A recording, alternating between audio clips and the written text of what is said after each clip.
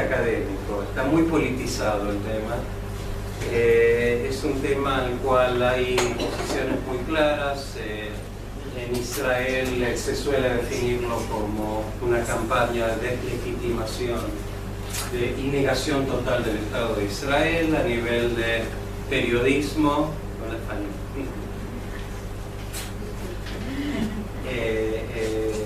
Si bien hay diversas voces también en el mundo académico, yo voy a tratar de presentarles varias interpretaciones de lo que es el boicot, definir el boicot, si bien ustedes deben estar al tanto.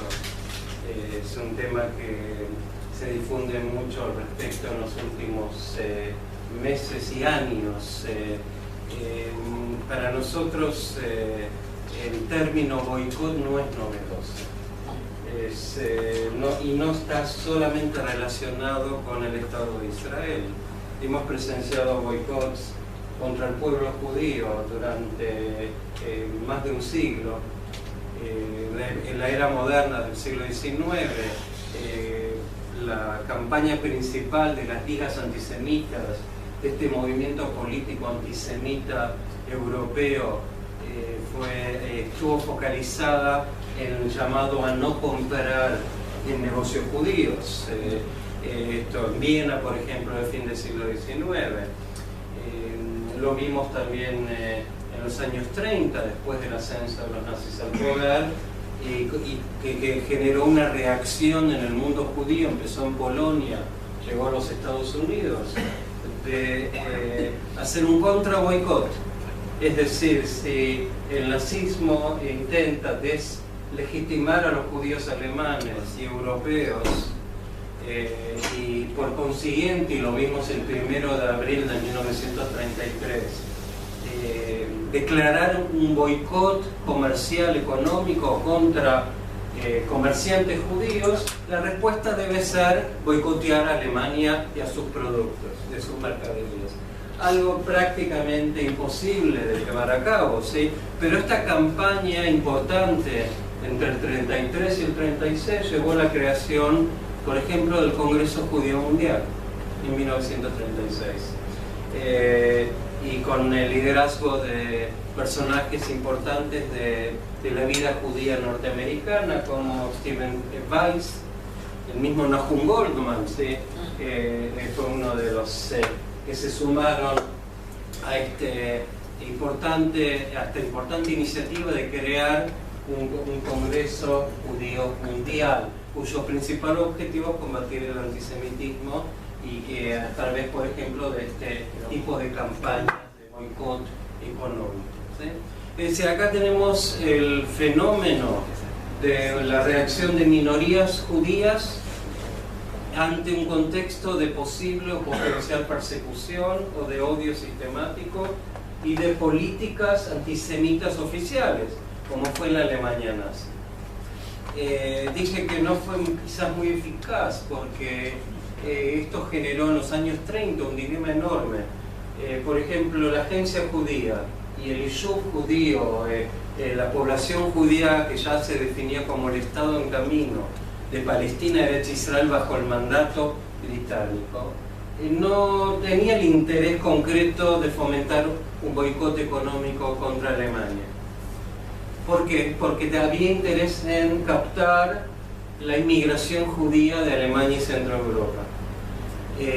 Más aún, la agencia judía, a través de su canciller Jaime Arlosorow, en junio de 1933 firma un convenio de transferencia de bienes de judíos alemanes a Palestina y Israel, lo que automáticamente generó un conflicto de intereses con el Congreso inmediatamente luego, con organizaciones judías y luego con el Congreso Judío Mundial. ¿Entienden la contradicción? Por un lado, boicot contra Alemania, y por el otro, la necesidad de fomentar la alía en el contexto de lo que se llama en la historiografía sionista la quinta alía de los años 30, ¿sí?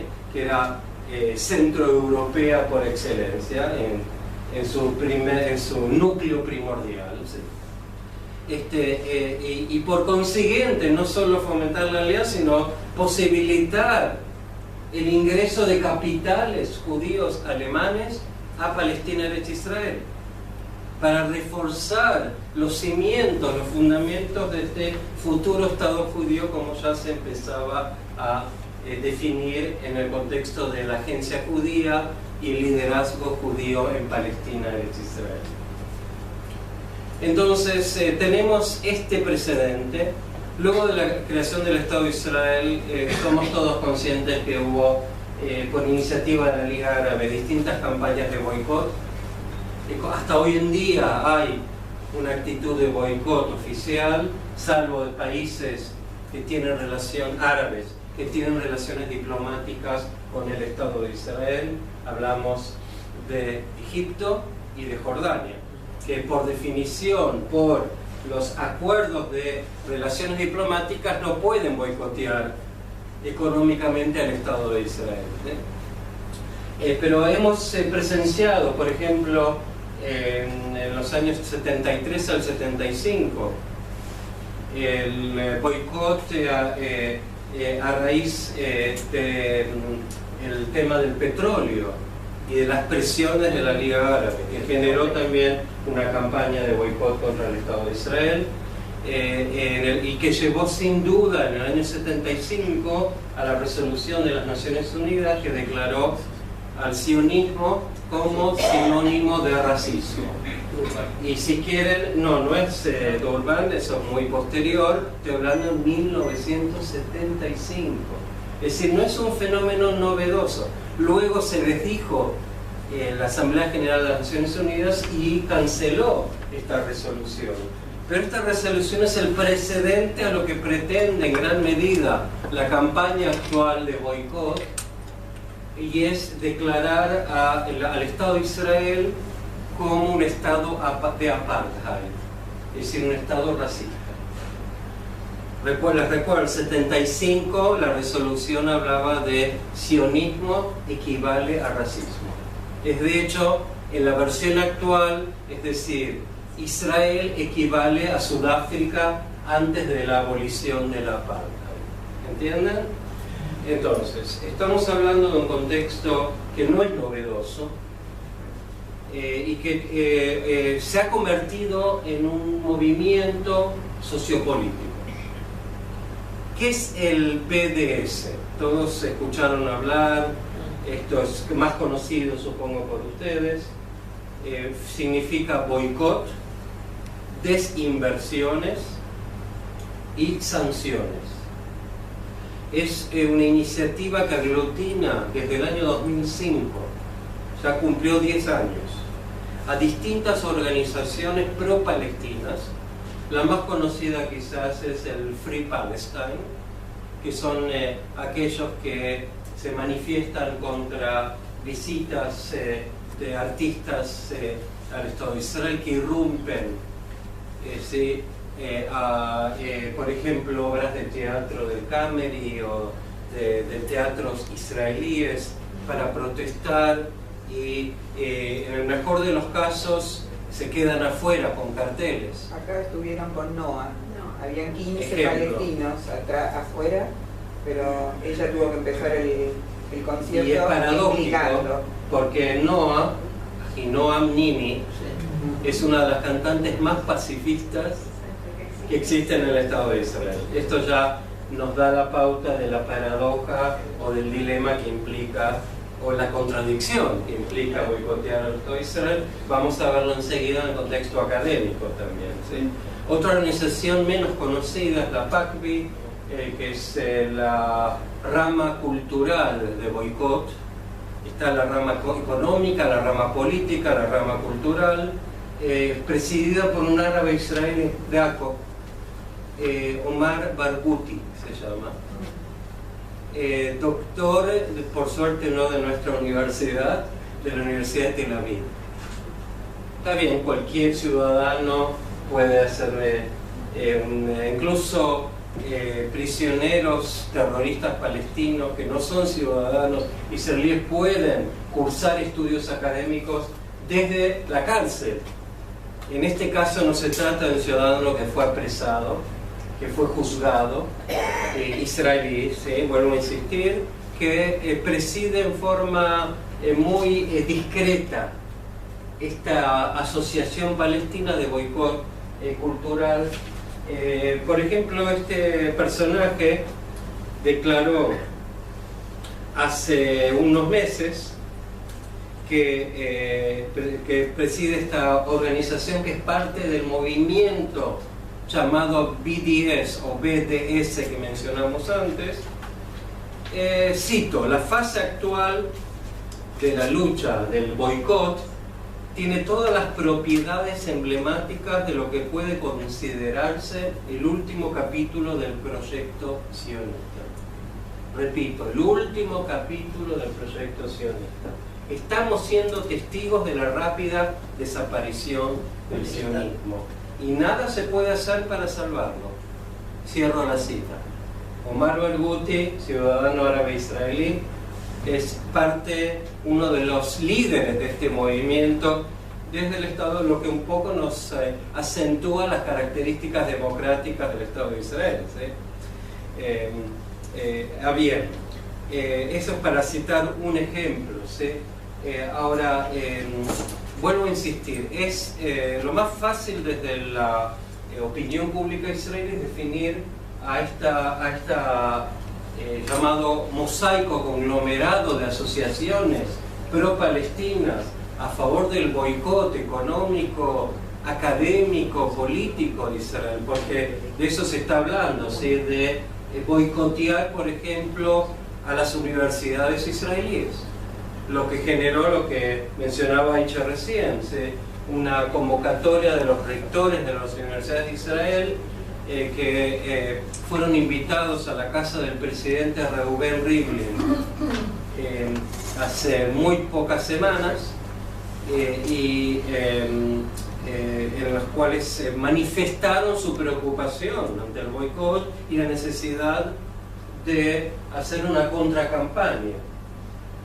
Lo que nos va a llevar luego a la pregunta ¿cómo se combate este tipo de campañas? Vuelvo a insistir que no son novedosas. Tienen una fase de mayor organización política, una fase de utilización y aprovechamiento de los medios de comunicación masivas, especialmente de las redes virtuales como el Facebook, ¿sí? Pero repiten tendencias existentes desde la creación del Estado de Israel. La diferencia con los ejemplos que les di antes de judíos en Alemania, por ejemplo, es que en este caso estamos hablando de un boicot no contra una comunidad, no contra una minoría étnica, sino contra todo un Estado soberano reconocido por las Naciones Unidas, ¿sí? Ya en el plan de partición de la UNSCOP en noviembre, aprobado, ¿sí? El 29 de noviembre de 1947. Es decir, esta campaña, eso nos debemos preguntar, ¿sí? Si a lo que llama, como lo aclaró muy fehacientemente Omar Barghouti, es a deslegitimar al Estado de Israel como Estado judío sionista. ¿Sí? Entonces, si este es el objetivo, ¿sí? Estamos hablando de una campaña que no es novedosa, gracias, pero sí estamos hablando de una campaña con ribetes que pueden ser interpretados como antisemitas. Este es el argumento no solo de políticos israelíes, también hoy en día la lucha contra el BDS y esta campaña del boicot se ha politizado desde no solo el gobierno del Estado de Israel. Les recuerdo que en Israel tenemos una dificultad estructural a raíz de un gobierno muy endeble que cuenta con una mayoría mínima, ínfima en la Knesset, en el Parlamento, de 61 bancas en el lado del gobierno, con divisiones internas enormes que ponen en peligro su continuidad, con una cancillería, un ministerio de Relaciones Exteriores dividido, no hay canciller oficialmente. Netanyahu, el primer ministro, ocupa también ese cargo, entre otros cargos que debe ocupar por las características de este gobierno. Dori Gold no es... No, Dori Gold es director general. debemos diferenciar entre el rango político y el rango profesional. Donegal es una persona de confianza, muy allegado a Bibi Netanyahu, es el profesional que dirige la Cancillería, pero no hay canciller, es decir, formalmente no puede no haber. El rol lo cumple Bibi Netanyahu. Les recuerdo que el canciller en el gobierno anterior era Víctor Lieberman, del partido Israel Beiteinu, que quedó en la oposición. Desde la crítica de derecha hacia el gobierno de Israel quedó en la oposición y obtuvo solo 6 bancas en las últimas elecciones, ¿sí? Pero Lieberman tenía una postura muy clara al frente de la Cancillería israelí. Hoy en día se dividieron los roles de la Cancillería, entre ellos lo que llamamos la Asbará, que es lo que debería ser la herramienta de lucha contra esta campaña de boicot, a través del esclarecimiento y, si quieren, la propaganda financiada por el Estado de Israel, está muy debilitada y fuera, de hecho, de la Cancillería. Lo que le quita al cuerpo diplomático israelí muchas veces la posibilidad de realmente encarar con presupuestos. Esto no es solo con meras palabras, es decir, tiene que haber todo un proyecto claro, que todavía el Estado de Israel no lo tiene, ¿sí? Y esto lo dicen no académicos, lo dicen gente al frente de grandes empresas israelíes. Les doy un ejemplo concreto. Uno de los focos de la campaña este último año y medio fue la empresa israelí SodaStream. ¿Escucharon hablar, no es cierto? SodaStream, ¿saben? Eso es una empresa que fabrica un aparato, yo también lo tengo, que convierte agua gasifica agua para convertirla en soda, puede haber endulzantes también, etc. Tuvo un éxito enorme en los últimos años. La deben recordar porque al frente de esta campaña en el 2014 estuvo la actriz sobresaliente que es Scarlett Johansson.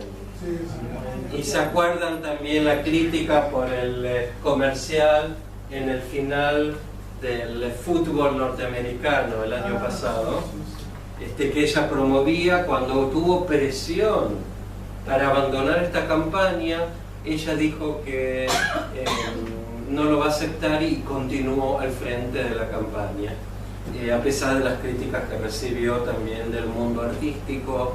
Ella dijo que no le parece que sea legítimo abandonar una campaña. ¿Y cuál era el argumento básico? Es que la fábrica principal de SodaStream en Israel está en Mishore Dumim, que es en el camino que desciende de Jerusalén al Mar Muerto. Ahora bien, como consecuencia de la campaña del boicot y de las presiones en Escandinavia por sobre todo, gran parte de las presiones por sancionar a la economía israelí, que ahora vamos a aclarar sus diversos matices, ¿sí? No es todo lo mismo, están destinadas a lo que se llama las colonias israelíes más allá de la línea verde, o lo llamamos en hebreo las Itnahaluyot, ¿sí? Es decir, todos los poblados y ciudades construidas después de la guerra de los 6 días, ¿sí? Entre ellos Malea Dumim, Mishore Dumim, etcétera, estos poblados al sur de Jerusalén, camino al Mar Muerto. Ahora, SodaStream dijo, el argumento al principio fue, es un modelo y un ejemplo de coexistencia judío-palestina. Damos empleo honesto, bien pago, a centenares de palestinos. ¿Por qué politizar la economía? Perjudicando, hubo voces también árabes que lo dijeron, ¿sí? Recientemente, perjudicando a familias enteras de palestinos que precisan este trabajo. El resultado fue que SodaStream decidió cerrar su empresa en Mishore Dumim. Ellos argumentaron que fue parte de una reestructuración global de sus diversas fábricas existentes también en China, y finalmente está hasta fin de año, de este año, trasladando toda esta empresa al poblado de Lehavim, en las afueras de Beersheba, en el Negev. Cosa también loable, ¿sí? Pero vemos que acá se puede interpretar como una claudicación ante una campaña internacional. Y hay distintas empresas israelíes que están actuando de la misma manera. Es decir, esto analizándolo económicamente, ¿sí? Porque hubo presiones de HP, la empresa también de computación, Hewlett Packard, exactamente.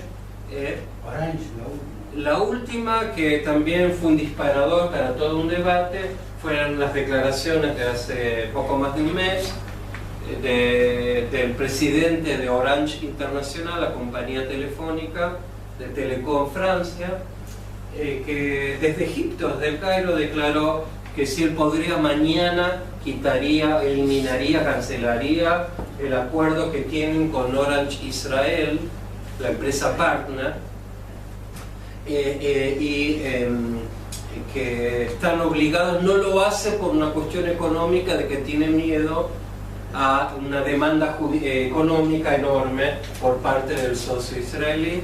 Después se desdijo, después dijo que de hecho es parte de la estrategia global de Orange, es decir, de no trabajar más en países en los cuales no es una agente que lidera, porque acá es un socio israelí local y según Orange París esto no le reditúa tanto, es decir, lo intentó revestir de todo tipo de argumentos. Como vemos, no todos adhieren oficialmente o les parece políticamente correcto aceptar el argumento del BDS, y él declaró en forma más que vehemente que no lo hace por una presión de este movimiento de sanciones y boicot contra Israel. Finalmente, hace poco tiempo, visitó Israel, fue una de las demandas del primer ministro israelí, para en realidad pedir disculpas y decir que él ama al pueblo judío del Estado de Israel y que no van a retirar inversión. Aquí les quiero mostrar que acá hay un teje y maneje, hay una presión y contrapresión. No todo está claramente anunciado sobre la superficie, hay muchos procesos subterráneos. ¿Sí? Lo que podemos ver también con otras empresas, o Caterpillar, por ejemplo. ¿Qué es Caterpillar? Los constructores de los grandes tractores, entre ellos los tractores del ejército israelí, utilizados para derribar casas, el D9, utilizado muchas veces en Judea y Samaria, en la Cisjordania. Fue utilizado también en la campaña de Gaza del año pasado, ¿sí? Margen protector. Y hubo una campaña muy fuerte, es una compañía estadounidense, y ahora también están tratando de definir las pautas de colaboración económica con el Estado de Israel. Y puedo darles más y más ejemplos. La red de supermercados, Inglaterra es uno de los focos, lo dijo Iche antes, en el contexto de la visita del rector de la Universidad Hebrea a Londres recientemente. ¿Hubo alguna empresa alemana que se vio? Hay también empresas alemanas. Y Australia. Pero hoy en día estamos hablando de corporaciones que difícilmente la podemos denominar como nacionales. Estamos hablando de corporaciones globales que trascienden los límites de un estado específico. Y lo que finalmente les interesa son las ganancias y los réditos económicos. Eso es lo que les interesa. Les doy otro ejemplo. La red de supermercados, una de las más grandes redes de supermercados en Inglaterra, Sainsbury's. De hecho está claudicando poco a poco ante el boicot y la presión de esta campaña, debido a que es muy sencillo, más allá de manifestarse afuera como lo hicieron contra Noah. Es decir, estas son dos facetas. Una es pararse con carteles fuera de un negocio, en este caso supermercados, y otra es ingresar al supermercado, juntar, no tiran abajo, no es violento en el sentido estricto de la palabra, esa es la característica muy particular, sino juntan todo el producto israelí, lo llenan en los carritos y lo dejan abandonado frente a las cajas para generar mayor, digamos, una mayor molestia a la empresa. Esto genera una reacción en cadena también de posibles clientes que optan por no comprar productos israelíes. Ahora bien, muchos productos israelíes no tienen la marca de dónde están fabricados. Y ahora el gran logro de esta campaña, nuevamente, todavía no hemos definido, es antisemita, es antisionista, es anti-israelí, lo vamos a analizar inmediatamente, ¿sí? Pero el gran logro de esta campaña es que la Unión Europea está exigiendo en forma muy drástica a Israel que señale en sus productos si es o no fabricado en una colonia israelí, más allá de los límites soberanos del Estado de Israel aceptados por la comunidad internacional. Esto viene de la Unión Europea, que no se la puede definir como antisemita, ¿no es cierto? Por lo menos oficialmente. Es decir, quiero que entiendan que acá hay distintos aspectos del fenómeno y no es tan sencillo catalogarlo. Lo más fácil es decir todo es antisemita y deslegitima al Estado de Israel, pero tiene distintos aspectos. Le doy algunos datos económicos de la macroeconomía. La exportación israelí al mundo. ¿Cuál les parece el principal país al cual exporta Israel? Europa. La respuesta más común es Estados Unidos.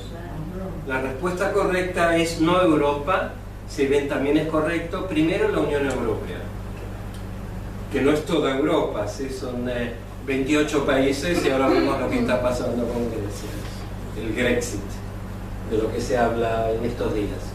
35% de la exportación israelí es a la Unión Europea. Otro 10% es al resto de los países europeos. ¿Sí? Por ejemplo, Noruega no es parte de la Unión Europea. ¿Sí? 45%. A Estados Unidos solo el 20% de las exportaciones israelíes. Y mientras que América Latina, por ejemplo, 5%. El resto Asia, que es un mercado creciente muy importante, especialmente China y la India. China y la India son dos países que nunca van a asociarse a ninguna campaña de boicot, porque lo que los guía en su política exterior económica es justamente el dinero y el crecimiento económico. Más allá de que China, por ejemplo, tiene una clara posición pro-palestina, pero no se va a jugar en términos económicos. No le parece legítima la campaña de sanciones contra el Estado de Israel como tal. ¿Sí? Entonces, vemos aquí que, por supuesto, también la exportación, la exportación de armamentos y de tecnología militar es muy importante, es un componente importante, y aquí también hay tensiones en las relaciones. Por ejemplo, Polonia es un socio muy importante de Israel en la compra de armamentos y de tecnología. Ustedes habrán escuchado en estos días que se firmó un acuerdo para renovación de tanques del ejército argentino por más de $100 millones. ¿sí? Es decir, acá vemos tan claramente que en este caso la Argentina tampoco está. En América Latina el movimiento BDS es casi nulo. ¿Sí? Y si buscamos los focos principales de preocupación son la Unión Europea, más preocupante es la situación de Escandinavia. Noruega y Suecia son los países que durante años son los que lideraron las presiones contra Israel por el tema de los territorios, las negociaciones de paz congeladas con los palestinos, etc. Les doy un ejemplo. Hace varios años hay, por ejemplo, una de las formas de invertir en Israel es comprando bonos o acciones, como un método, por ejemplo, la empresa Teva de medicamentos, que también es una corporación global hoy en día, pero está claramente identificada con el Estado de Israel. Noruega ya hace años quitó toda la inversión de dinero de las pensiones y jubilaciones de trabajadores noruegos en empresas israelíes. Es un ejemplo claro. Esto es lo que llamamos la desinversión. Es uno de los aspectos. No hace falta boicotear. Uno puede vender acciones y bonos argumentando, ¿sí?, que no quieren, digamos, que empresas israelíes con intereses en los territorios en la Cisjordania tengan ganancias, se reditúen por inversiones escandinavas. Si Suecia lo mismo, también en esa misma línea, ¿sí? Es decir, estamos hablando nuevamente no de algo novedoso, sino que se continúa durante años. El contexto es muy claro, ¿sí?, de una campaña que suma presiones hacia el Estado de Israel. Ahora quiero realmente referirme a la pregunta principal. Si ustedes me preguntan, ¿es esto una amenaza existencial al Estado de Israel? La respuesta categórica es no. Es más, no es una preocupación real. ¿Cómo? Gracias a Dios, sí. Por suerte, claro que sí.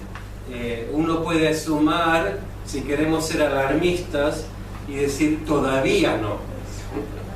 Es decir, ¿es esto una bola de nieve que puede llegar realmente a convertirse en una amenaza estratégica? Posiblemente sí. Posiblemente sí. Ahora, la gran pregunta es, ¿qué es lo que motiva a estas organizaciones? Y acá tenemos respuestas de todo tipo. Incluso no es una... la respuesta de intelectuales judíos en Israel y en la diáspora no es uniforme, no es homogénea. Tampoco está solamente identificada con la derecha o con la izquierda liberal. Les doy varios ejemplos de lo que se llama intelectuales liberales de Estados Unidos. Por ejemplo, el periódico The New York Times.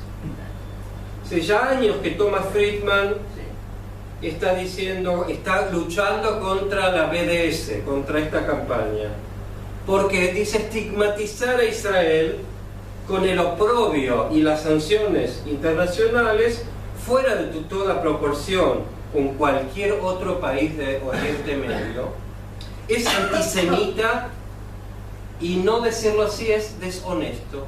Hace años que lo viene diciendo Thomas Friedman, ¿sí? Otro importante periodista muy crítico del gobierno, de los gobiernos de Israel, Roger Cohen.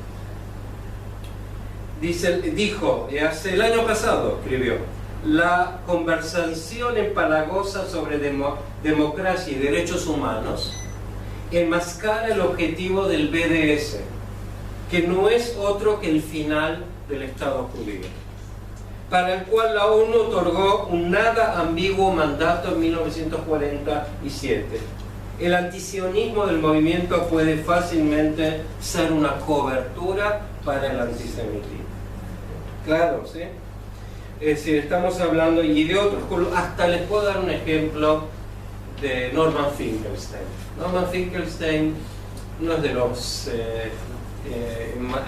digamos, filo-israelí, es un understatement, decirlo. Norman Finkelstein publicó libros, por ejemplo, contra lo que él llama el Shoah business, la utilización de la Shoah a favor de intereses políticos israelíes, y luchó por la causa palestina, hijo de sobrevivientes del holocausto, incluso fue expulsado de su universidad por la campaña que condujo, y incluso hace 3 años declaró que el movimiento BDS es una secta que quiere abolir el Estado judío. Dice, no estoy citando gente de derechas, desde ya, si buscamos gente, o el mismo Haim Saban, el empresario importante, uno de los que aportan más al Partido Demócrata norteamericano, los Clinton, está al frente de esta campaña contra el boicot.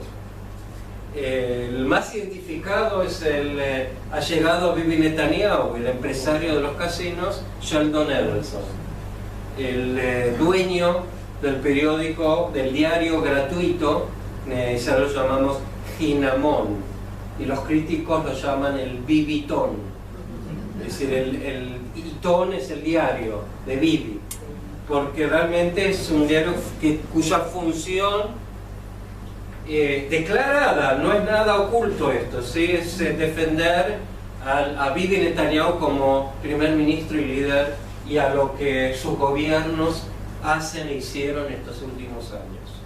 Y se convirtió en el diario de mayor difusión del Estado de Israel hoy en día. Más que Idiota Haronot, es gratuito. Yo no lo pido, y todos los días hay alguien que me lo pone en la puerta de mi casa. Todos los días. ¿Está la contracara que se la Aretz? No, la contracara no es contra Aretz, es contra Idiota Haronot.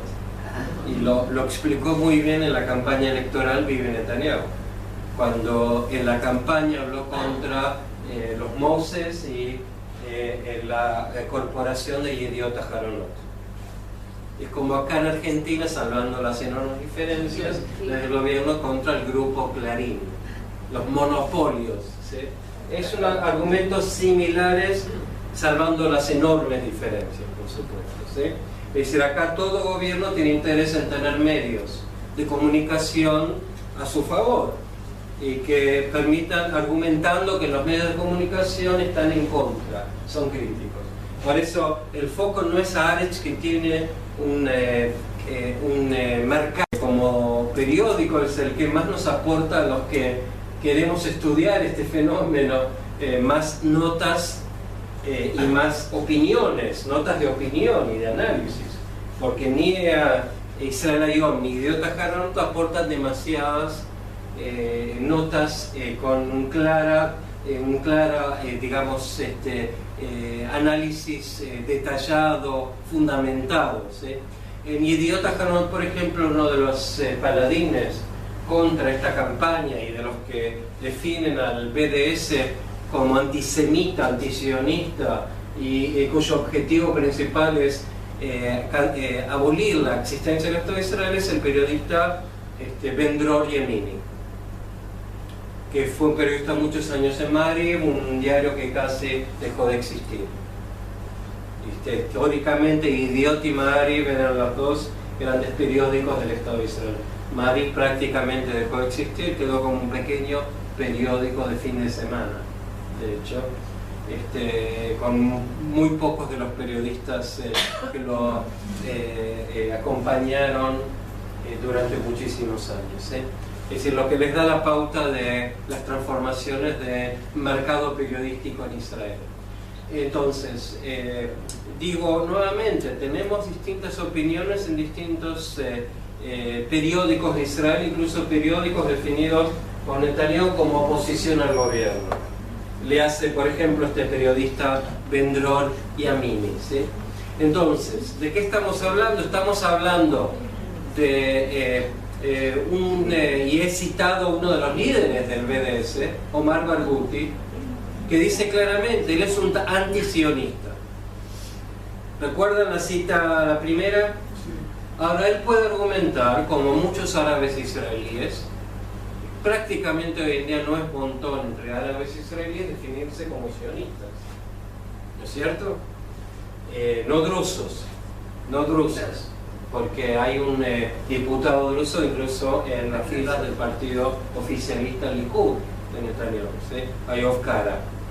Estoy hablando árabes, musulmanes y cristianos en Israel, incluso jueces como el juez Jubran de la Corte Suprema de Justicia. No lo van a escuchar en actos oficiales que él cante el Atikva. Ahora, eso no lo convierte en un anti-israelí, un antisionista. Ahora, muchos de los árabes israelíes, incluso en la lista unificada, que no es solo árabe, que obtuvo la tercera fuerza política de la Knesset. Los comunistas. No solo comunistas, porque hay islamistas también. Es una lista unificada que tiene un diputado judío, Dov Hanin, de los comunistas, pero que tiene islamistas como el diputado Rata, que acompañó, así se llama, se escribe Gata, no es un peyorativo mío, se pronuncia Rata, que acompañó a la última flotilla sueca que intentó llegar hace pocos días a la costa de Gaza para romper con el bloqueo israelí a Gaza, a la franja de Gaza. Entonces, estamos hablando de gente que obviamente no solo que no son sionistas, pero son diputados de Knesset Israel, del Parlamento israelí. Y todo intento de impedir que se postulen fue rechazado por la Corte Suprema de Justicia, ¿sí? Alegando que no es democrático. Ahora, ¿cuál es el argumento de parte de este sector, de la lista unificada de muchos árabes israelíes? Ellos quieren un Estado, no dicen binacional, ellos dicen para todos los ciudadanos. Un Estado que se desprenda de sus características judías y sionistas, acentuando lo que un Estado moderno debe impulsar, que es la separación entre Estado y religión, lo que llamamos el modelo laico, que es un modelo que está en crisis en Francia, en Estados Unidos, en todo el mundo. Todo el modelo de Estado-nación, fíjense qué contraste. A veces nos olvidamos de que esto es parte de un contexto de todo el Medio Oriente, un contexto regional. Los Estados-nación en el Medio Oriente fueron establecidos por potencias occidentales europeas, especialmente Francia y Gran Bretaña.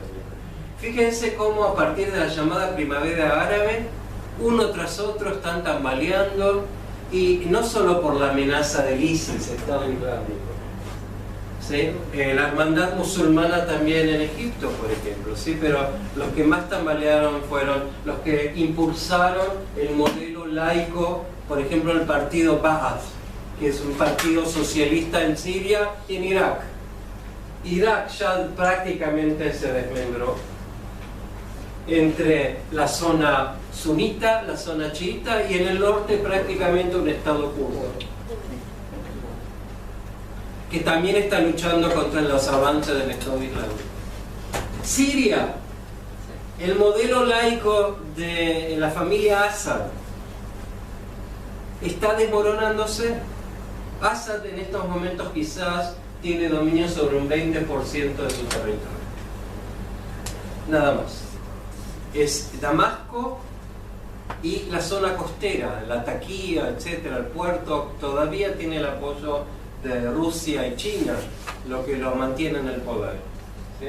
Por supuesto, y de su gran aliado, que es Irán, otra historia, ¿sí? Es decir, estamos hablando entonces de la crisis Yemen, con la guerra civil actual, ¿sí?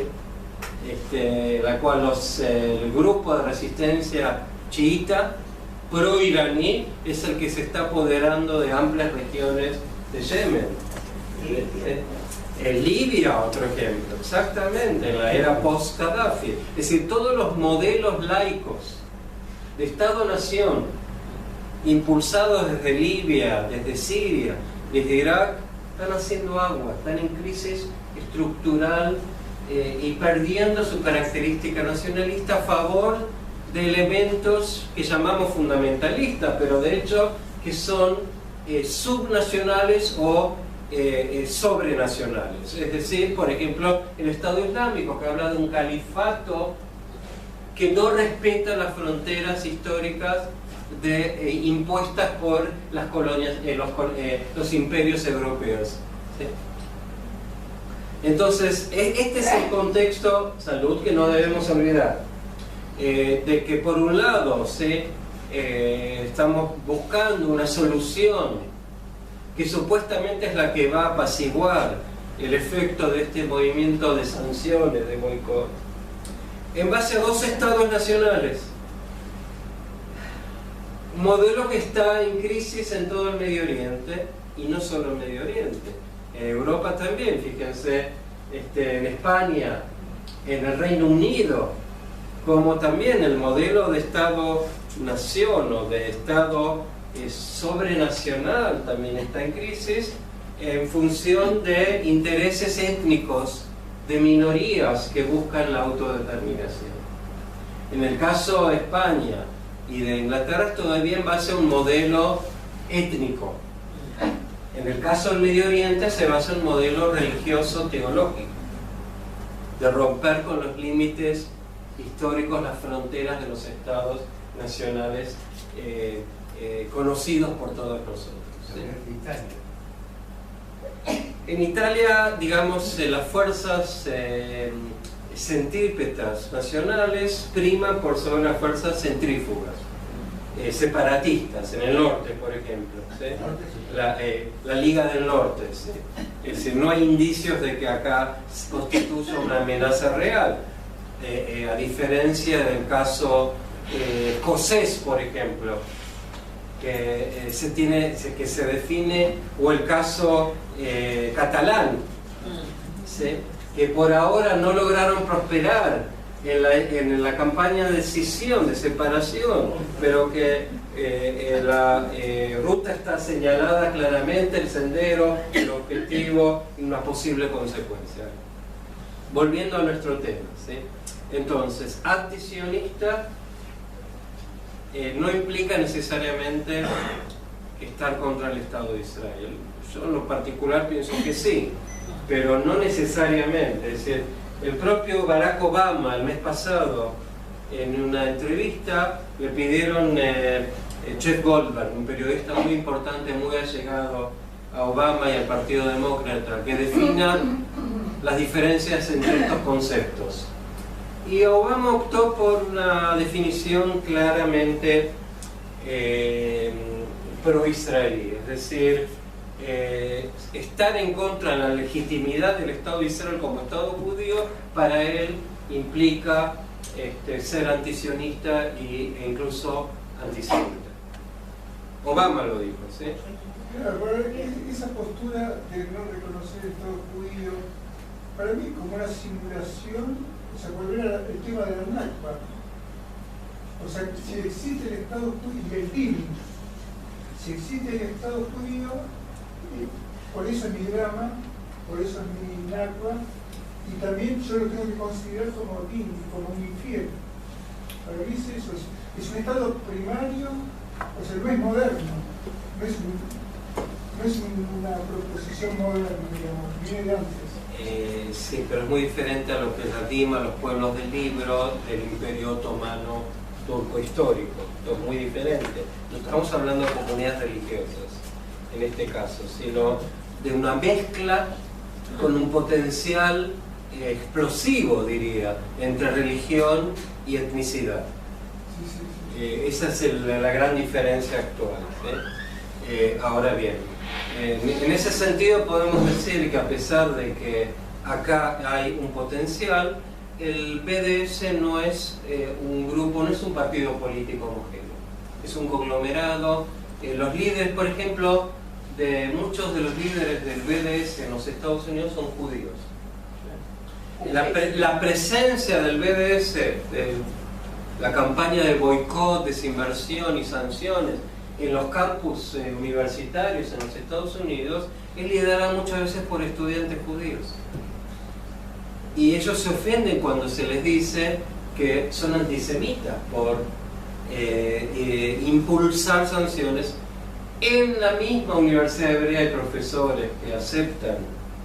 Uno es un colega experto en holocausto y genocidio, Daniel Blattman, que recientemente publicó en Haaretz un artículo claro, dijo, esto es una histeria, no se trata de antisemitismo. Tengo acá el artículo en hebreo, está en inglés también. Y él aclara que es legítima la campaña de sanciones contra Israel porque es la única presión que tiene una minoría oprimida, así lo dice él, ¿sí?, para defenderse y reivindicar sus legítimos derechos. Es decir, esto también hay que reconocerlo, surge de un profesor importante del Instituto de Judaísmo Contemporáneo, en el cual yo también recibí mi doctorado, mi PhD. Stern también. Stern no es tan así, no. Es sin duda un académico de izquierda, pero no sumó, es crítico de las políticas de Israel, no está a favor abierta de la campaña de boicot. Esa es la diferencia. Noam Chomsky, muy interesante, les voy a dar una cita de Noam Chomsky. Noam Chomsky, el famoso lingüista judío norteamericano, ¿sí? Él declaró en julio del 2014, dijo, si queremos boicotear a la Universidad de Tel Aviv, porque Israel viola los derechos humanos, entonces ¿por qué no boicotear a Harvard?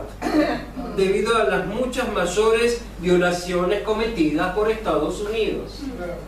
Lo dice uno de los mayores antisionistas judíos, en este caso, existentes en lo que es la intelectualidad moderna actual pro-palestina. Es decir, acá es uno de los elementos que debemos acentuar, que me parece que no se acentúan suficientemente, y es el doble o múltiple estándar aplicado a Israel. ¿Sí? Es decir, no se aplica ese estándar a China que viola derechos humanos, o a empresas chinas por violar, y lo dice Noam Chomsky con respecto incluso a Estados Unidos, a universidades norteamericanas, en las cuales hay células muy activas de boicot contra el Estado de Israel.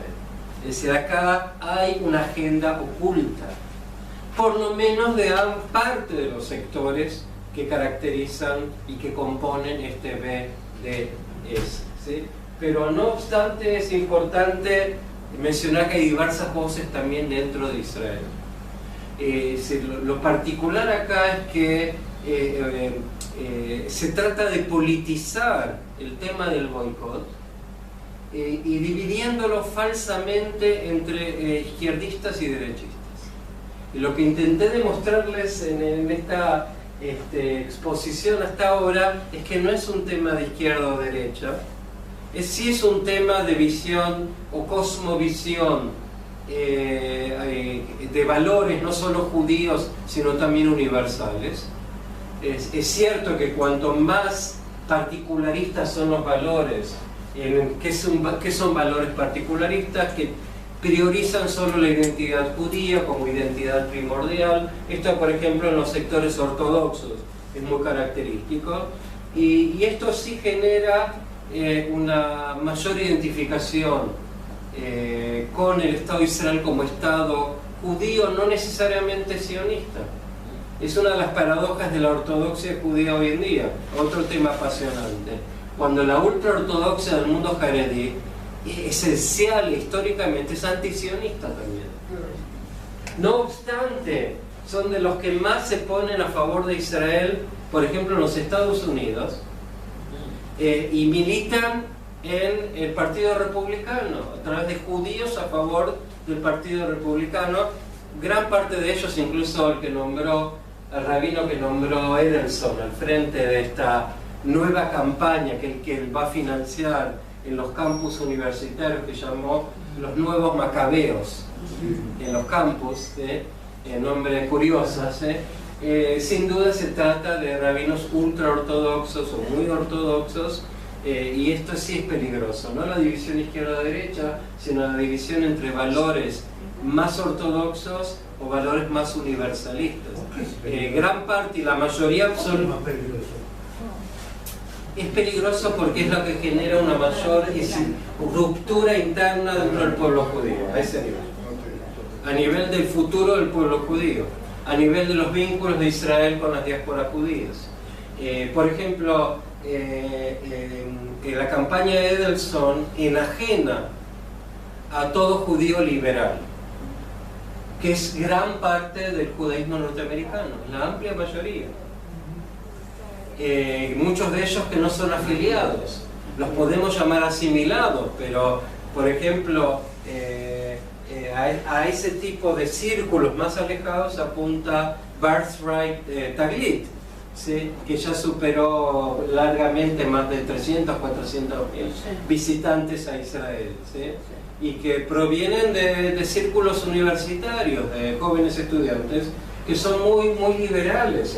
¿Qué les muestran a estos chicos que llegan a Israel por durante esos 10 días? Pero es otro tema, pero le muestran lo lindo de Israel, lo hermoso de Israel. No le muestran las tensiones con el sector árabe israelí. Eso, estoy citando una investigación que se hizo sobre este tema. Es una de las críticas, ¿sí? De que en 10 días cuánto se puede presentar, y lo que se quiere presentar es la parte positiva de la sociedad israelí.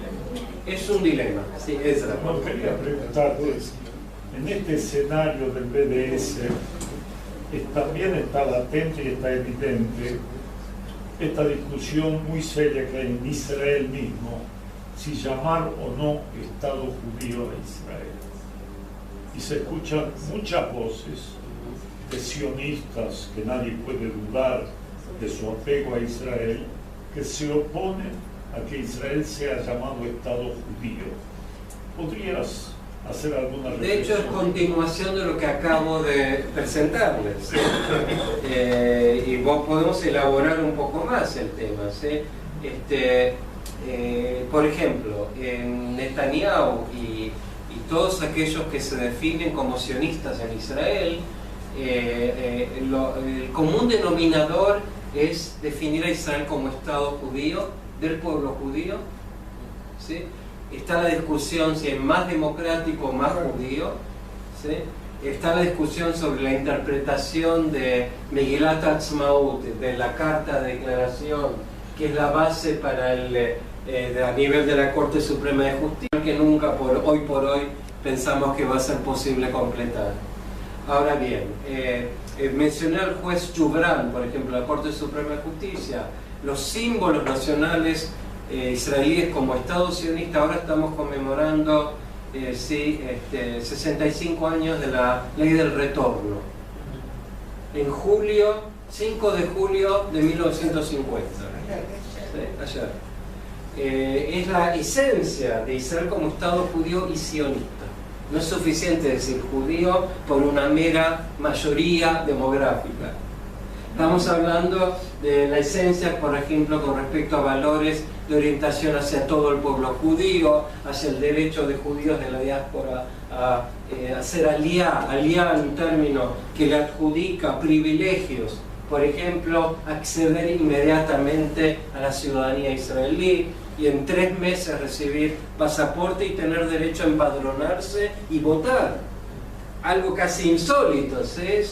Existe en Europa a través de lo que se llama el ius sanguinis,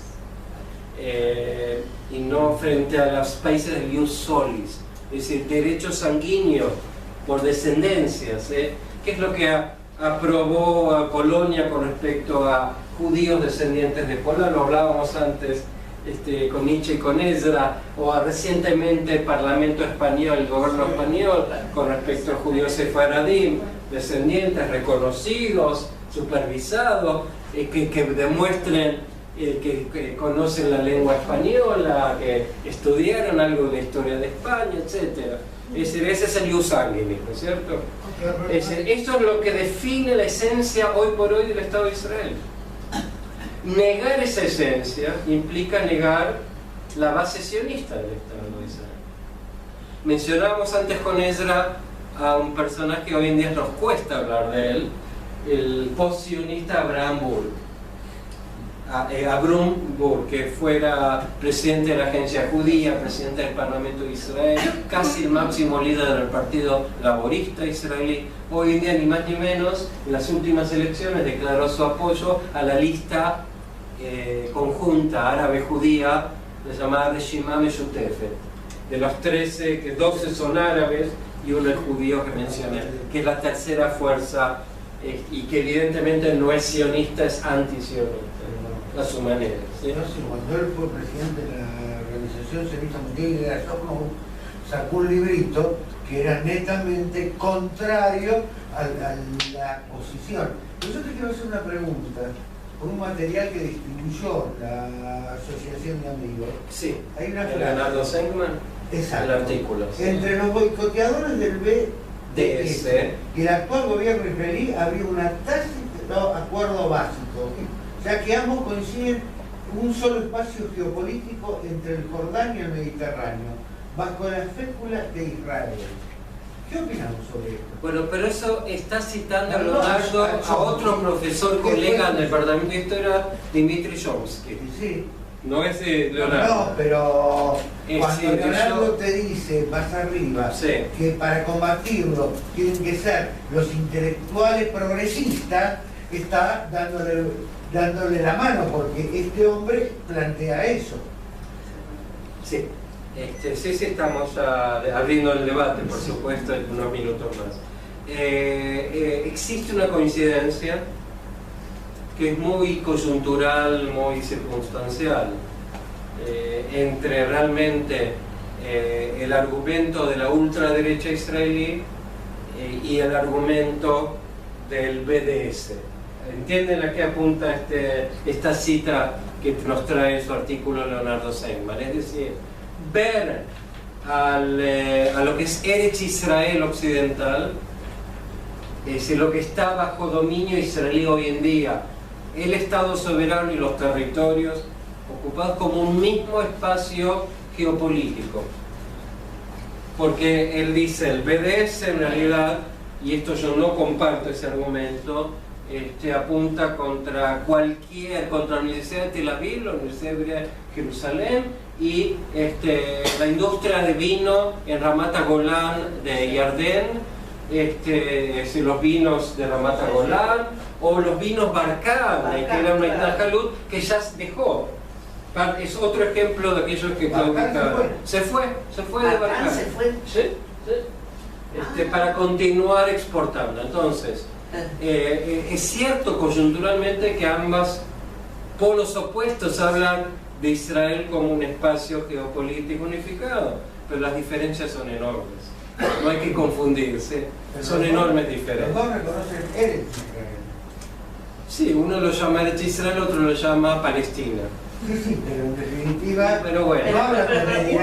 Uno está aceptando la ley del retorno judío y el otro la ley de retorno de los palestinos, que hoy son 5 millones. En ese sentido hay un común denominador, exacto. Pero a ver, había más preguntas, sí, por favor. Yo quisiera saber cuál quizá debiera ser la posición de las universidades hebreas en cuanto a aquellos profesores que abiertamente pregonan el BDS, ya sea estando dentro de Israel o cuando viajan al exterior.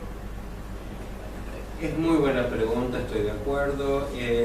Las universidades israelíes se basan en el modelo occidental de libre expresión absoluta y libre derecho a investigación y a publicación.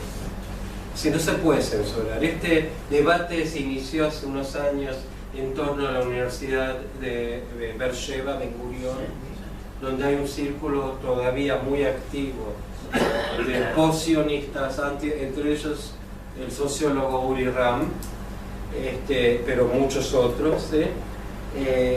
Ahora bien, no hay mecanismo legal que puede imponer sanciones a profesores universitarios de cualquier universidad en Israel por elevar o por publicar, como mi colega Daniel Blattman, que de hecho fomenta abiertamente el boicot contra el Estado de Israel como herramienta legal.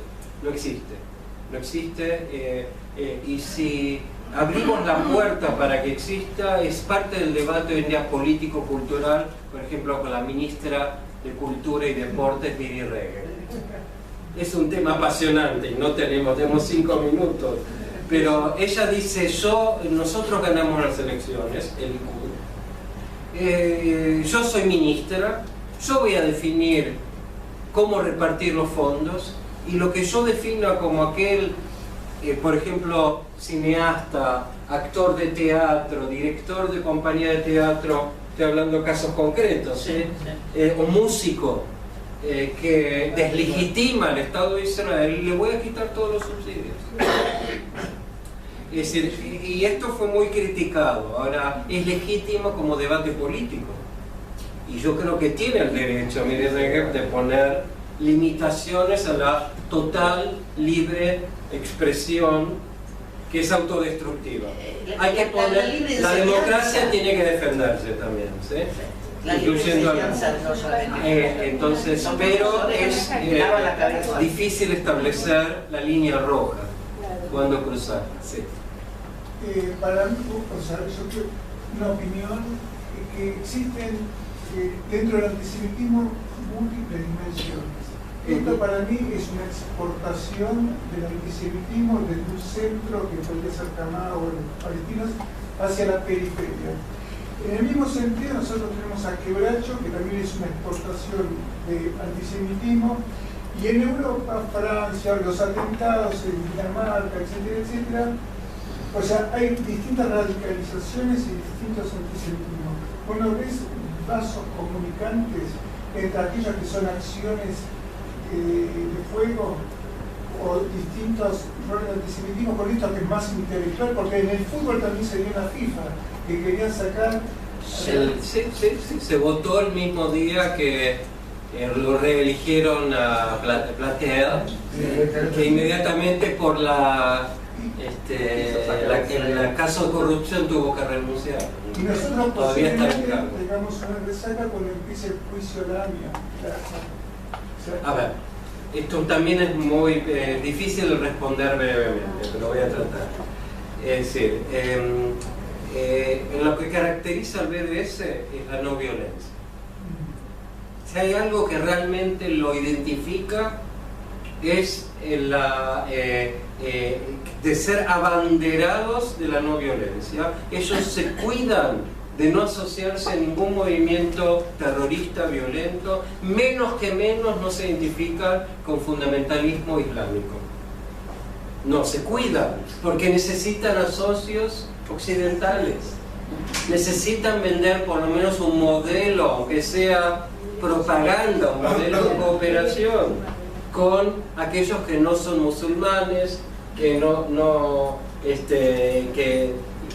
son anti-israelíes acérrimos. Claro, perdón, pero por eso dije múltiples dimensiones. Claro. Es el mismo antisemitismo, pero con distintas plataformas. No. Es también un debate entre historiadores, que a mí me parece que hay que saber identificar cada plataforma antisemita por sus características. Y no es todo lo mismo. Es decir es el mismo fenómeno con distintas plataformas, es desconocer la esencia del antisemitismo actual. Esa es mi opinión. Sí, pero acá hay... una pregunta, dos cortitas. Sí. Vine acá pensando que íbamos a escuchar algunas estrategias para defendernos del BDS. Y ahora descubro de que también tenemos un BDS adentro. Contra el que es más difícil luchar porque es ir con normas antidemocráticas que serían la base estructural del Estado. ¿Cómo se hace para eso? Bueno, yo fácilmente respondería diciendo no son respuestas del mundo académico, sino más del mundo político. Es decir, y Leonardo Seligman me aclara que el mejor mecanismo es con estrategias racionales, esclarecimiento. Yo puedo responder brevemente y decir que Israel tiene que priorizarlo como una política de Estado, y no lo hace.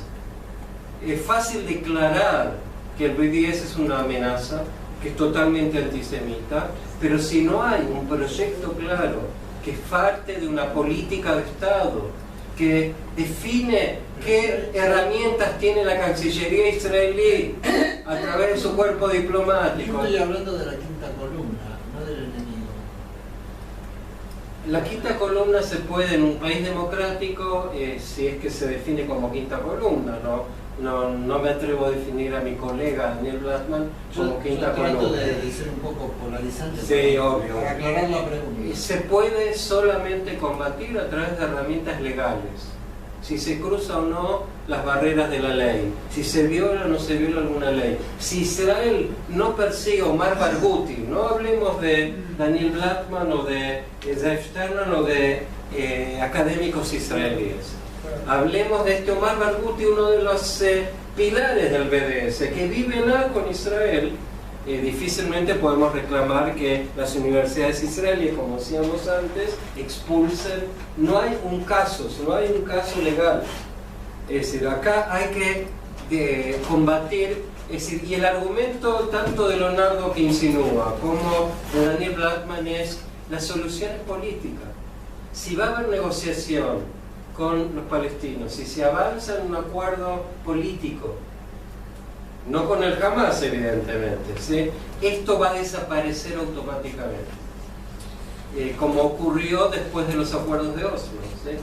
Es decir, acá parte del fenómeno del BDS está conectado al impasse, al congelamiento de las negociaciones con los palestinos, que no hay un culpable único, quiero aclararse. Yo creo que hay una gran diferencia entre democracia y deslegitimar un Estado. Una cosa es criticar una política de un país y otra cosa es deslegitimar un Estado.